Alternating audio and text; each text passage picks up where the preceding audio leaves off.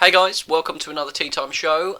Today we're talking about the question, why aren't I getting sales from Facebook? So that could be Facebook ads, that could just be your organic posts, you could be getting lots of likes and traffic and all sorts of stuff, but just no sales. So this show today is all about why that's not working and what you can do about it.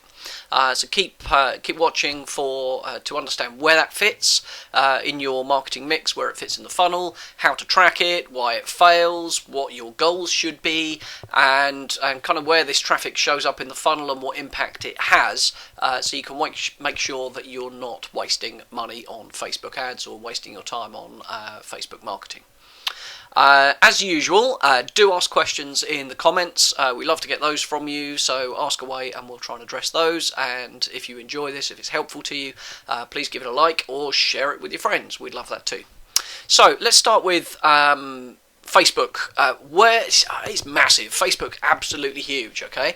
But where does it fit in the marketing funnel? So the first thing to understand is the kind of three stages of the funnel, if you like. The top part is your brand and building trust in and awareness of your brand, giving you kind of credibility and building yourself a reputation. The second layer of the funnel is search, so that would be SEO and AdWords search campaigns, Bing search campaigns, Google Shopping campaigns, that kind of stuff. That represents people who are searching right now for what you do or for your brand. And the last stage of the funnel is the user experience, so the experience somebody has on your website. Now, to get sales, ideally you need all of those working really well. It goes without saying, the best search campaign in the world with a perfect keyword landing on a rubbish website is not going to convert. And in the same way, a really poor search campaign attracting the wrong sort of traffic that isn't particularly highly motivated, landing on a great website with a great product with the perfect and cheapest price with next day delivery and stock and everything else, that's still not going to work either. Or not particularly effectively. So we need those two elements. So coming back to Facebook, that belongs very much in the top of the funnel. So this is primarily brand activity. So this is Facebook, Twitter, Google Plus, display ads, radio advertising, PR. All this stuff is not really designed and not particularly good for direct action, people landing on your website and buying stuff right now. Unless you have an amazing offer. Okay, so if this is, a trip to Disney for £299 or, some silver bracelet or something which is worth £300 that you're selling for 10, that spur of the moment decision, that could work quite well. We've been running quite a lot of Facebook campaigns, a lot of Facebook PPC campaigns, and we have quite a lot of data on this stuff. So, the way I like to think about Facebook ads in particular is, why do they fail, first of all? They fail for multiple reasons, and I'm sure we'll do a much bigger show on this sometime, so make sure you subscribe and pick that up when we do it. But things like targeting is the classic one. Anybody could want this holiday, anybody could buy this product. Yep, sure, absolutely. But if you target 1 million people on Facebook with the same ad, you are not going to get as good a response as if you split that audience into 10 lots of 100,000 people and tailor the ad specifically to each of those 100,000 people, and measure it individually as well. So it's very much about dividing that audience into smaller chunks, smaller age groups, genders, geographic locations, marital status, interest categories. There are heaps of ways that you can target your Facebook ads, and you must segment those and tailor your messages and test different messages to make sure that they're right for your audience and that you get the response from them in the first place. So the second thing to understand is Facebook ads are kind of like interrupting people in the street. You know those guys when you're out shopping and they kind of interrupt you and they say, hey, we got a special offer on, come into our restaurant. Hey, we got a special offer on, come into our store. That kind of stuff. Now, with search, I'm coming into your shop because I want to buy what you're selling, or at least I'm interested in it. When you interrupt me in the street, I'm just shopping. I've got no interest potentially in what you're selling. It may have no interest for me whatsoever. So the conversion rate from that is much, much lower. Even if I am the sort of person who might want to buy your product, that doesn't mean to say I want to buy your product or your service right now. So there tends to be a longer sales funnel from this activity. So, that's the thing to bear in mind. So that's why a lot of the times that these Facebook ad campaigns don't work, because people are trying to get an immediate response and immediate sales for something that their audience isn't looking for or isn't looking for right now. So that's the first thing. That isn't to say that Facebook ads don't work. They do. They can be very, very productive and very, very profitable. So that's typically why it fails. The second part is that you must track this activity, and we've got other blog posts. I'll put links in the description for you, maybe up on the video, about how to implement conversion tracking. So Facebook has its own conversion tracking natively.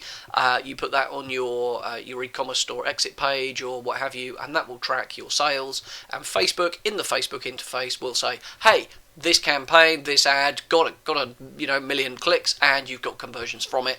Brilliant." The second thing, and I did a video on this just recently, is you must tag your Facebook ad URLs with analytics tags so that Google Analytics segments that data for you, and then you can analyze that separately to see where those direct conversions are happening and where people directly from Facebook are reaching those goals. Now, here's the kicker, and this is the big problem, that most of the traffic, the majority, maybe not the high majority, but the majority of users on Facebook and the majority of ad clicks you will get are typically on mobile devices.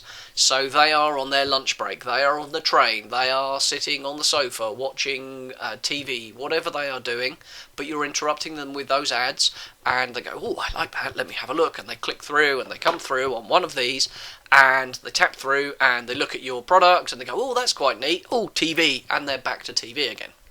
Now, what then happens is they think about that, and they either just don't do anything, or they, "Hey, do you know what, that's I really like that," and then they go to Google because they can't remember what the company's called, and they search for the product. At which point, you need to have an ad coming up, or you need organic placement. Otherwise, you lose the second step, and the money you paid Facebook for the click then doesn't convert. So you need that search layer to make your social ads, your Facebook ads, successful.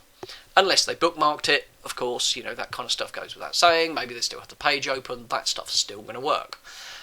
The other thing that happens is they're on their mobile device and they're at work, or they see your ad when they're on a desktop at work or whatever it might be, and they click through and they look at it, and then later on a different device, they then search for your company, or they've bookmarked it and they come back and it's direct, or maybe they registered and they got an email and then they open the email on a different device. The point is, when their second visit is on a different device, the tracking breaks.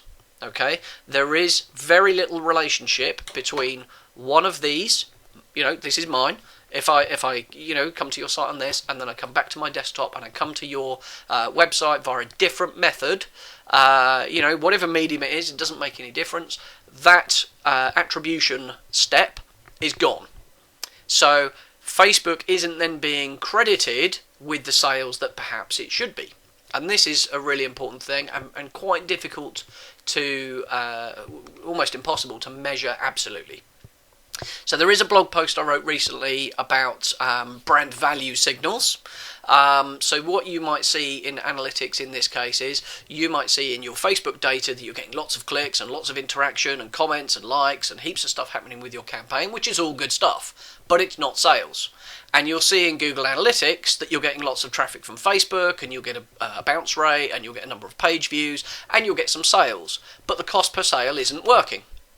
So you think, turn Facebook off because it's rubbish, it's not working, I'm not getting sales, any of those things.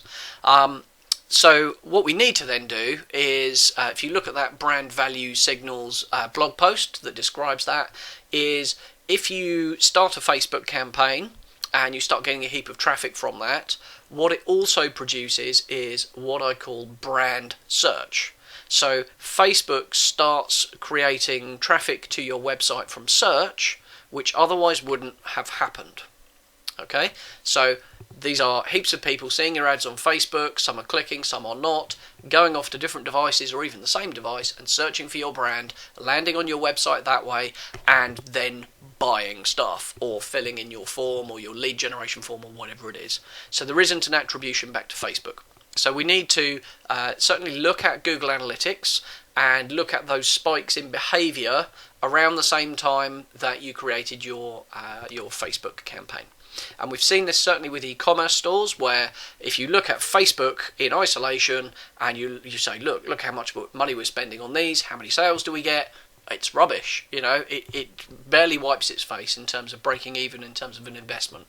But if you look at the amount of sales that are then attributed to brand search, direct traffic, email traffic, they all spike around the same time that the Facebook campaign is active. So there is an association. It's not a direct one, and that's where the challenge lies. If you'd like some more details on this, then do ask questions in the comments. We do coaching on this stuff as well, online. Doesn't matter where you are in the world. We do one-to-one sessions, little short, brief sessions anyway. And we'd love to hear from you if you need some help. Until the next Tea Time show, have fun on Facebook. Don't waste your money. Make sure you track the lot.